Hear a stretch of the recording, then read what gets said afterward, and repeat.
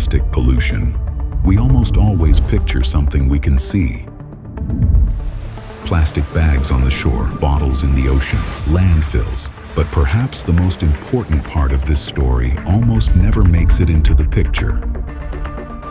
Because the most destructive processes begin not when plastic lies beneath our feet, but when it disappears from sight.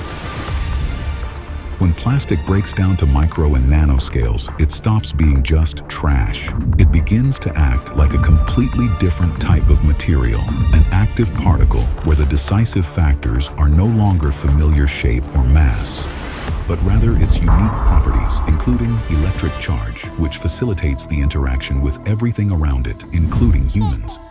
In soils, they interact with plant root systems and microbial communities. In aquatic environments, they interact with plankton and marine organisms. In terrestrial ecosystems, they affect insects, birds, and animals. Passing through food chains, micro and nanoplastic particles become integrated into bioaccumulation processes, altering the very conditions in which entire ecosystems exist. This critical issue is explored in depth in the landmark report, Nanoplastics, a systematic risk analysis for human health, ecosystems, and the environment, prepared by researchers at the ALLATRA Global Research Center. This report compiles the data from 597 scientific sources dedicated to micro and nanoplastics, making it one of the most extensive contemporary works in this field.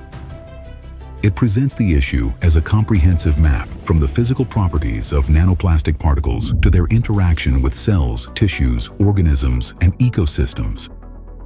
The report reveals that micro and nanoplastics are present in the air, water, soil, agricultural products, food chains, and even within the human body. The research compiled by the authors demonstrates that nanoplastic particles have been found in the placenta, lungs, liver, brain, and other organs. The report pays special attention to the ability of nanoplastics to cross the most well-protected biological barriers within the human body, the intestinal, placental, blood-brain, and other protective barriers. Once nanoplastics penetrate the cell, they trigger a cascade of destructive mechanisms that are today considered as critical threats: oxidative stress, mitochondrial dysfunction, inflammatory reactions, and the disruption of cellular processes. The authors of this report pose a deeper question. Why do micro and nanoplastics behave this way? Why do they interact so actively with proteins? Why do they penetrate cells? The report identifies the electrical nature of nanoplastics as one of the key avenues for future research. The authors point out that the surface charge of nanoplastics alone, also known as the zeta potential, may not be sufficient to fully explain the particle's behavior.